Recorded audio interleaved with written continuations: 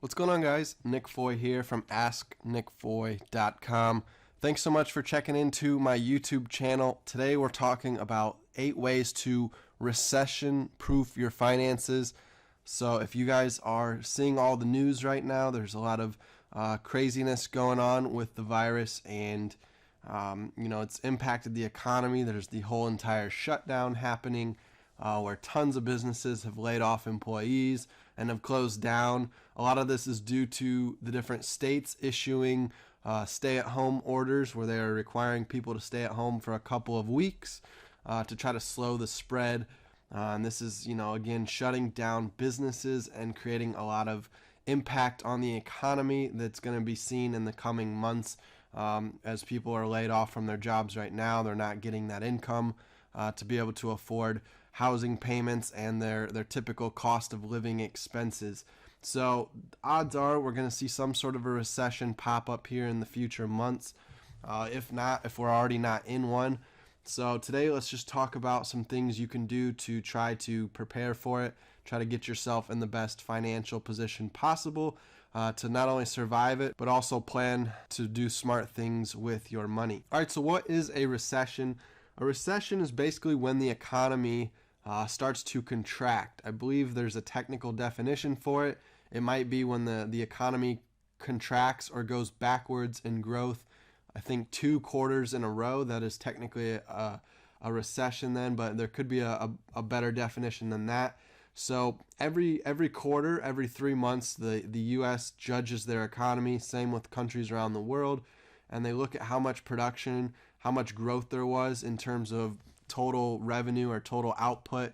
They call it GDP, gross domestic product, and they use that kind of as a scale, and they compare it to previous quarters and previous years to determine what percentage of growth there was. So when they start to see negative growth, where the economy is actually going backwards in growth, that's when they track it for a couple quarters and then call it a recession. Now, it's unpredictable. There's going to be lots of job loss. Usually companies have to cut back spending when they're not seeing the demand side of things causing revenue growth. Then they have to start cutting expenses, and usually employee payroll is one of those. Lower asset prices. You're going to see stock market is already tanking hard. So stocks go down in value as these companies are not worth as much anymore because they're not producing the types of earnings that they used to be producing. Real estate prices can go down as well if people stop buying homes or don't have the money to buy homes anymore. The demand kind of goes away, and now you've got a lot of people that are trying to sell their home and they can't find buyers, so they have to lower the price to try to get a buyer to take their house from them. So that's usually when real estate prices start to drop. And 2 out of 5 Americans are not ready for a recession. This was a study I think Harvard did last year in 2019. There's been a lot of talks of a recession for the past 3 or 4 years now. So here we are in 2020. A lot of people were predicting 2019 was going to be one, but here we are in 2020 when we're probably actually going to see it happen. All right, so let's jump into these 8 tips for you to recession-proof your finances. So tip number 1, you need to pay down your debt. Start paying down debt. Take some stress off yourself, because when people lose their job, you're still going to have these debt payments. You're still going to have a car loan payment to make every month. You still have a mortgage payment to make every month. You still have student loans that you're responsible for paying back. Credit cards, your credit card statement every month you've got to pay off, or you start earning high interest rates on that. So getting yourself in a better financial position starts with relieving yourself of debt, paying down your debt to a more comfortable level where you can manage the payments better, not have to spend as much percentage of your income towards debt payments. You can start allocating more of your income towards savings and your emergency fund and other lifestyle expenses that you need to spend money on, rather than put that money towards debt. So start paying down debt, and you'll start reducing your interest payment that you have to allocate for every month out of your paycheck. Start off paying high interest rate debt first. So credit cards, for example, since they've got like a 25% APR typically, then you can go after your home and auto loans, which have lower interest rates, 3, 4, 5% usually. Student loans get less priority since your typical minimum payment and the interest and stuff on that is a lot less than your mortgage and your credit cards, because obviously you'd rather not lose your home first. So you need to take care of the mortgage payment first before you start worrying about those student loans. So create this kind of like priority list of what you're going to allocate your money to first in terms of what debts you're going to pay towards first. And if you don't have enough to cover all of it, but hopefully you've got enough money saved, or if you still have some part-time hours at your job, if they've just laid you off part-time, and you're still making an income, hopefully you can still, stretch your dollars to try to cover all of the payments that you have. All right, after paying down your debt and making sure your interest payments are covered on that debt, you can start building your emergency fund. This is another important step. You want to have at least 6 months of living expenses saved into a high interest savings account. So if you go with the online saving accounts, you can typically get higher interest rates because these online savings accounts don't have as much overhead. They don't require physical employees to be like at a brick and mortar bank. So that cost savings for these companies, these banks that are doing these online savings accounts, they can afford then to offer a higher interest rate. So for example, I have an account I signed up with Citibank. They were offering like a promo rate at one point of like 2.1% interest rate. And at the time, I think other banks, if I was to go into a bank, they were offering, like 0.5% or 0.25%. So I was making, 8 to 10 times higher interest rates than what I would have got going into a normal bank. So I went ahead and signed up for this online account, and every month I would deposit my work paychecks into that account and start earning, the 2% interest rate on it. And it's actually been pretty beneficial. I've been getting monthly interest dividend payments into my account, and that's helped, add some extra income to my pocket to help cover gas and food and the credit card bills that I have. Now, the importance of having this emergency fund is to utilize it during a recession if you lose your job. That's why it's called the emergency fund. This is why you stock it full with 6 months worth of income so that you can tap into it if you lose your job and still support yourself, still cover your bills. As if this was replacing your job, you'd pretend like this bank account is now your boss paying you these monthly income payments, and you could last for up to about 6 months. And again, you're going to be earning interest as well on it, so that's going to help give you some extra income in there as well in case you have any unexpected expenses in addition to your normal cost of living that you've got. Now, one thing you can do with your emergency fund, if you do not have any reason to tap into it to cover your cost of living, let's say you still have a job and you're still working, still making money during a recession, then you could use that emergency fund wisely to go out and purchase assets like investments like real estate or stocks when they've crashed, when they've gone down in value and they're at very cheap rates, where you can buy them low and wait for them to go back up and sell them when they get high up in price again. So that's one of the other ways you could tap into your emergency fund. Have that be like money you've set aside to use to invest at low prices when the economy crashes. So keep that in mind. If you don't need your emergency fund for some reason, maybe you've got a spouse who's got an income that'll support you guys through a recession, then you could use your emergency fund to help buy investments.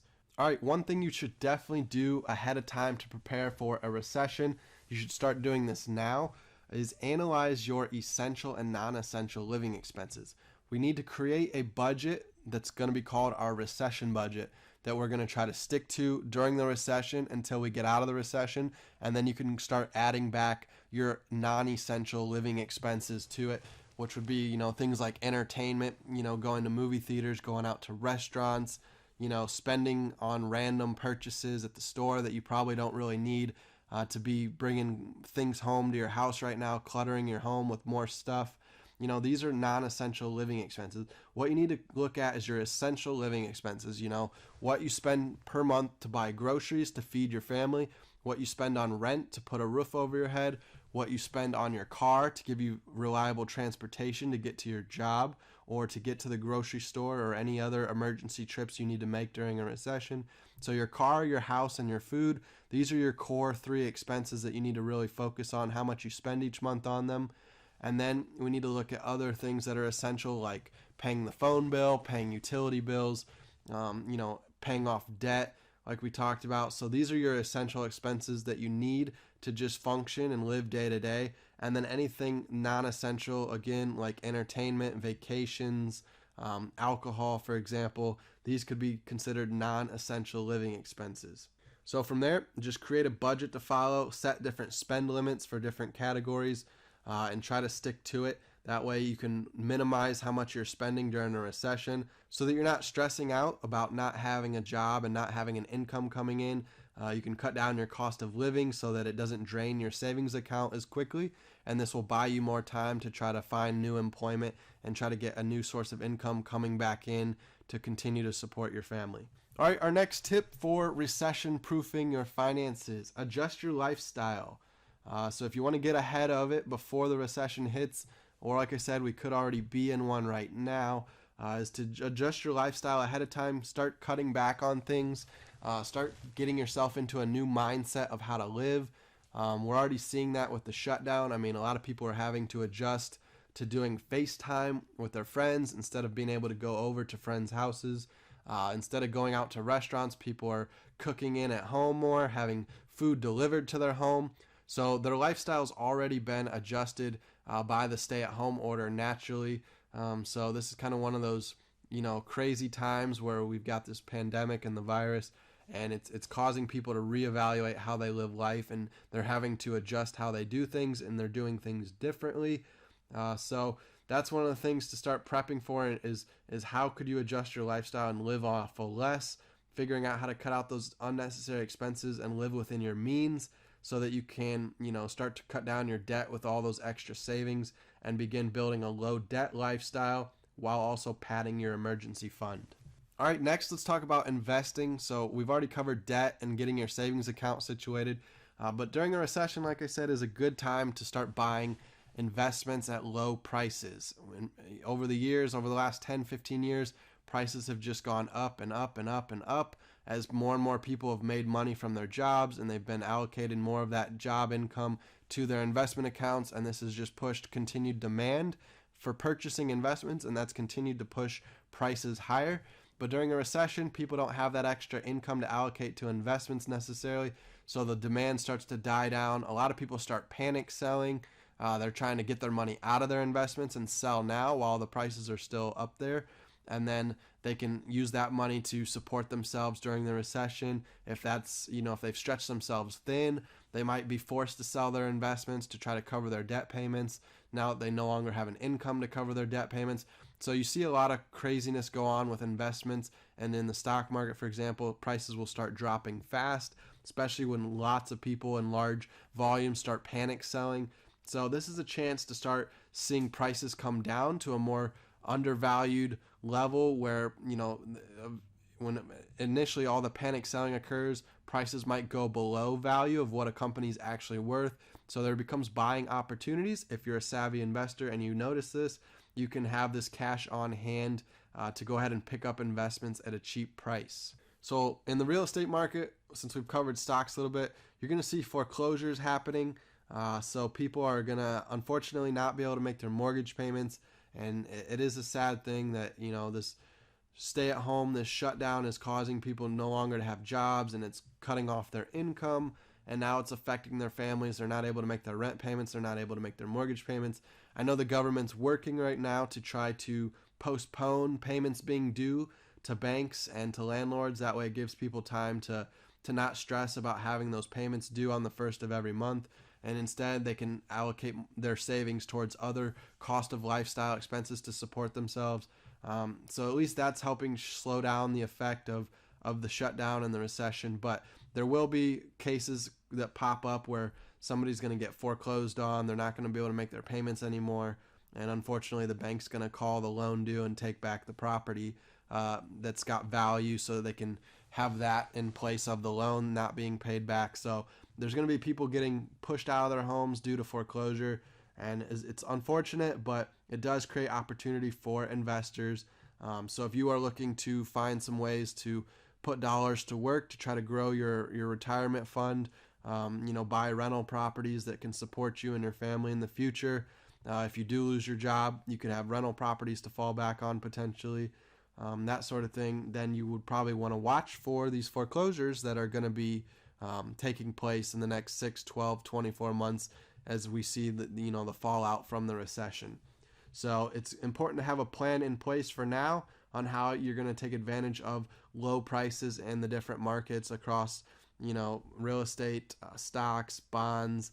I think treasury yields are pretty low already right now. So you just want to keep an eye on different asset classes and come up with some sort of strategy how you'd put money to work in each investment plan. All right, so enough with the debt, save money, invest money. Let's actually talk about how to grow your income, how to support yourself besides losing your job's income. So a side hustle would be a great way to do so. So during a recession, we know many people are going to be laid off. This is going to free up their time. You're going to have a lot of extra free time. A lot of people are going to use that to do home renovations. But if you want to get creative, you can think, what kind of things could I start as a business, and pick some different passions of yours, and think how you could turn it into a business. So let's say you enjoy woodworking, you enjoy building tables, building chairs, building doors. You could start a side hustle, going to Lowe's or Menards or Home Depot and buying wood, coming back home, creating, a little workshop out of home to build these doors, build these windows, tables, and then selling them like on the Facebook Marketplace or putting them up on Craigslist. You could try to sell some things around your house, junk you've got laying around, for example. So think of some ways that you can get creative using a side hustle to build yourself some extra income. Another thing to use a recession for is to go back and grow your mind, your knowledge, increase your education. So continuing ed is always important. Enhancing your education is a valuable way to spend time and money. So if you don't have the opportunity to go back to college, you could still use this time to research on the internet. There are thousands of blogs out there. Just find a topic that you're wanting to get more educated on. Look up blogs, read articles all day. You can get on YouTube if you're more of a visual learner. You can listen to audio podcasts. There's audio books you could purchase on Amazon. So lots of ways you can go back to growing your knowledge on a subject, learning new skills that you can use in the job market. So when things start to open back up and companies start to go on a hiring spree again, you can go out there and apply to new jobs that you couldn't before because of the new increased education you have, as well as the new skills you've developed. So for example, if you've always been interested maybe in marketing and design, you could go back and learn how to use Photoshop, how to use Adobe suites of products. They've got the video editor, Lightroom, Photoshop, so you can get more marketing savvy with the design software tools. If you're interested in engineering, you could go play around with some sort of engineering software. If you're interested in investing and finance, you could sit on YouTube all day and check out investing related channels and grow your understanding of money and investing. So just get creative with the type of medium you want to use, whether it's reading articles, listening to audio on podcasts, or visually watching videos. And you can also order books and audio books as well, and just use this free time you've got when you're laid off to try to build some new skills. All right, lastly, our final tip today in how to recession-proof your finances is to boost your credit score. Heading into a recession, you want to have a high credit score. That way, if you have to go get some sort of emergency loan from the bank to support your other payments, your mortgage, to keep income coming in to cover your bills, you might have to go get a personal loan, or maybe you decide during a recession it's time to move and buy a new house, or maybe your car breaks down and you got to go buy a new car. You're going to need access to lending. So having a high credit score is going to give you a better chance of qualifying for that loan, because during a recession, lenders are going to tighten up. They're not as likely to loan out money to just anybody, especially people with low credit scores. They're going to start setting higher standards and only trusting their money with people that show they're going to pay back the loan. And this typically happens to be if you have a high credit score, you have a higher trust score with the lenders, so they're more likely to refinance you or draft that new loan for you. So build your credit. You can, make sure you're not missing any payments. Make sure you're paying on time. Keep your credit utilization ratio low, meaning anytime you get your balance up there towards, a couple $1,000s, pay it down. If your credit line is low, you only have like $1,000 or $2,000 of credit line, then pay your balance off every couple $100s. That way, when the credit companies check in on your credit usage, they see you're using a low amount because your balance is always kept low. That's one of the factors that boosts your score. Additionally, you could try to maybe get on somebody's joint account to build credit. So you could co-sign on another credit card account or on another loan so that you can get some credit for that loan, and start building credit that way if you don't have credit history. So think of different ways to boost your credit score. Make sure you're focusing on increasing that score ahead of time so that when a recession hits, you don't have to worry about getting denied a loan because of a low credit score. All right, so that's going to wrap it up for today's video on the 8 tips we had for recession proofing your finances. We talked about lowering your debt, saving an emergency fund, setting aside some money to buy investments when prices drop during recessions, finding yourself a side hustle, building your credit score, taking time to continue your education and building skills, adjusting your lifestyle. So try these different tips, get yourself ready, prepared so that you are not, stressed out when the chaos strikes and a recession happens.